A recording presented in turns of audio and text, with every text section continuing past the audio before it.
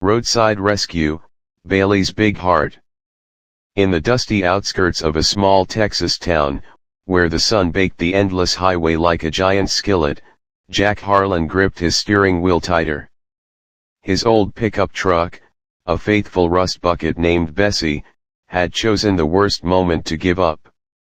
The engine sputtered like an old man coughing, then died with a final wheeze. Jack pulled over to the shoulder, popped the hood, and stared at the tangle of wires and hoses. "Not again," he muttered, wiping sweat from his brow. It was midday, the heat shimmering off the blacktop, and not a soul in sight. Jack was the roadside guy everyone knew. For years, he'd been the hero of the highway, towing cars, changing tires, jump-starting batteries for strangers who waved him down with desperate smiles. His own truck was his office, stocked with tools, spare parts, and a cooler of iced tea. But today, the tables had turned. No cell signal out here, miles from the nearest gas station. He kicked a tire in frustration, then sat on the guardrail, fanning himself with his faded baseball cap. That's when he heard a steady rumble approaching from the distance. A sleek silver SUV crested the hill, kicking up gravel. It slowed as it neared, and Jack's heart lifted. The driver, a young woman with sun-kissed blonde hair tied in a ponytail, leaned out the window. "Hey there. Need a hand?" she called, her voice bright and cheerful over the highway hum. Jack stood up, surprised. "Yeah, actually. Bessie's on her last legs. Name's Jack. You wouldn't happen to have a phone or a tow rope?" She parked behind him, hopped out, and extended a hand. "I'm Bailey, Brooke. And lucky for you, I've got both and more. Let's see what we're dealing with." Bailey was dressed for the road, jeans, boots, and a simple t-shirt with a logo from her family's ranch. At 28, she ran a small horse training business nearby, hauling gear and hay in her trusty SUV. She wasn't one to pass by trouble. Her dad had taught her that helping others was the best way to pay forward the kindness life threw your way. Bailey peered under the hood with Jack, her eyes sharp. "Looks like a busted serpentine belt. Common in these old Fords. I've fixed a few on the ranch trucks." Jack raised an eyebrow. Most folks her age called a mechanic. But Bailey grabbed a toolbox from her SUV, rolled up her sleeves, and got to work.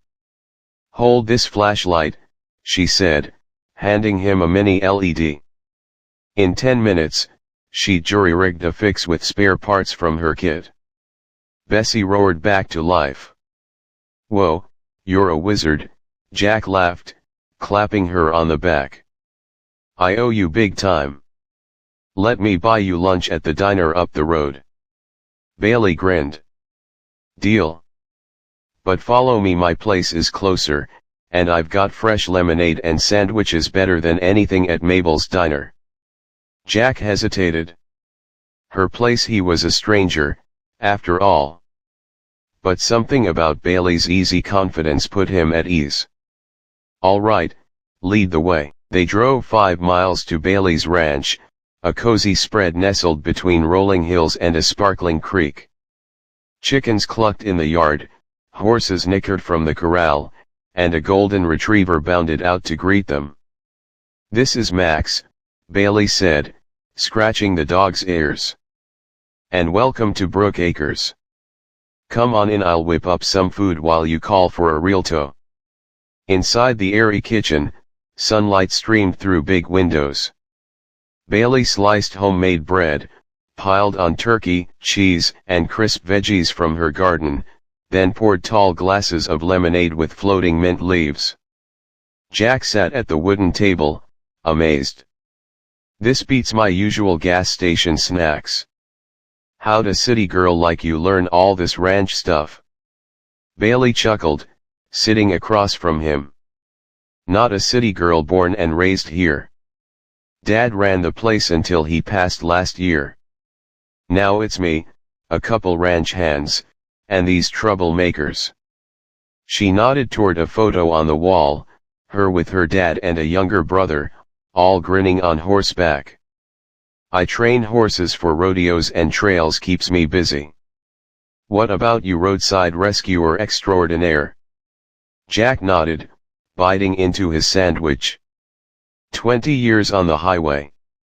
Seen it all: wedding crashes, flat tires on honeymoons, even a guy whose car was attacked by a flock of birds. But today's the first time I been the damsel." They talked easily as they ate. Jack shared stories of wild rescues, the time he pulled a family out of a ditch during a flash flood, or the elderly couple whose RV lost a wheel mid-vacation.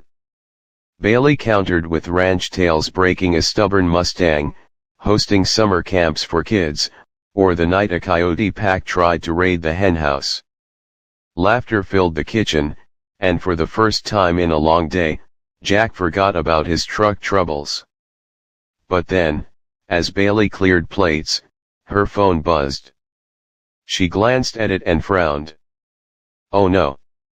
The farrier's delayed. My horse, Thunder, needs new shoes today or he can't train tomorrow. And my SUV's low on gas after that detour." Jack perked up. "Say no more. Bessie's running fine thanks to you. Let's get you sorted first. There's a station nearby, and I know a guy who shoes horses like lightning." Bailey's eyes lit up. "You're on.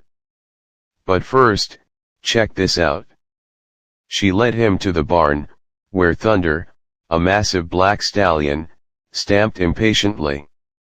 Jack, who'd grown up around farms before hitting the road, ran a hand along the horse's flank. "Fine animal. He'll be flying after those shoes." They fueled up Bailey's SUV, then Jack called his buddy, Pete the farrier, who arrived in a dusty van. While Pete worked on Thunder, Jack tinkered with Bessie's belt for a permanent fix, using tools from Bailey's shed. The afternoon sun dipped lower, painting the hills gold. Kids from the nearby summer camp rode by on bikes, waving hello to Bailey, who waved back like an old friend. By sunset, everything was squared away. Bessie purred steadily, Thunder pranced with fresh shoes, and Bailey's SUV tank was full. But neither wanted the day to end just yet. "How about a quick trail ride?" Bailey suggested. "Best way to unwind." Jack hadn't saddled a horse in years, but he couldn't resist. They mounted up, Bailey on Thunder, Jack on a gentle mare named Daisy, and trotted along the creek trail. The air cooled, fireflies winked in the dusk, and they raced playfully through a meadow, wind whipping their faces.